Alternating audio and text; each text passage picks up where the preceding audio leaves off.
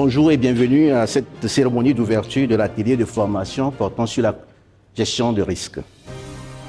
Mesdames et messieurs, dans un environnement où les enjeux de sûreté deviennent de plus en plus complexes, cet atelier organisé entièrement pris en charge par l'ANAQ traduit la volonté de la direction générale de l'ANAQ de doter le personnel du secteur des outils nécessaires pour prévenir, analyser et gérer les risques en lieu opérationnel.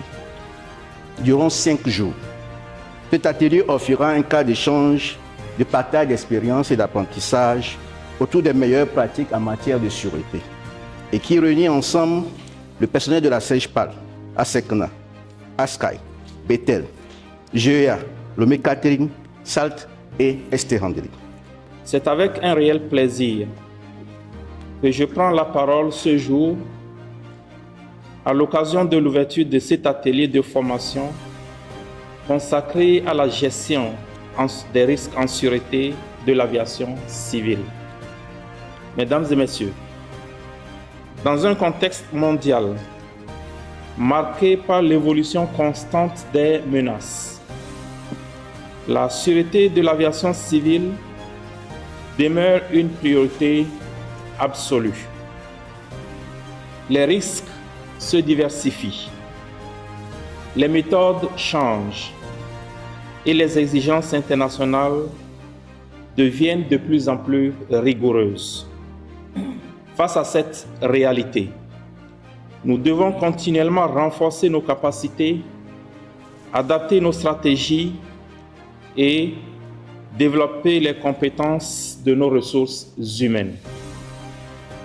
Je voudrais également rassurer tous les participants de l'engagement constant de l'ANAQ à accompagner le renforcement des capacités nationales conformément aux normes de l'OACI et aux exigences de notre programme national de sûreté de l'aviation civile.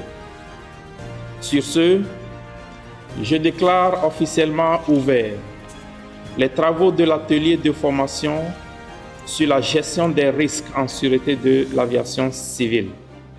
Je vous remercie de votre aimable attention.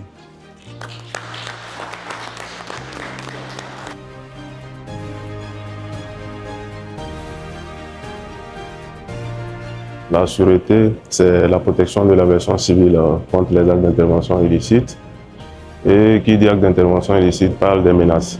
Et aujourd'hui, l'OACI recommande à ce que chaque État mette en place des mesures, d'abord pour prévenir, mais aussi faire face aux différentes menaces. Et donc, pour que les mesures soient les plus adaptées possibles, l'OACI insiste sur l'évaluation des risques. Donc, l'atelier permet à la fin de pouvoir établir une cartographie des risques, de classer les risques selon les priorités et donc de définir les mesures d'atténuation en tenant compte des priorités, des menaces et des risques qui ont été identifiés.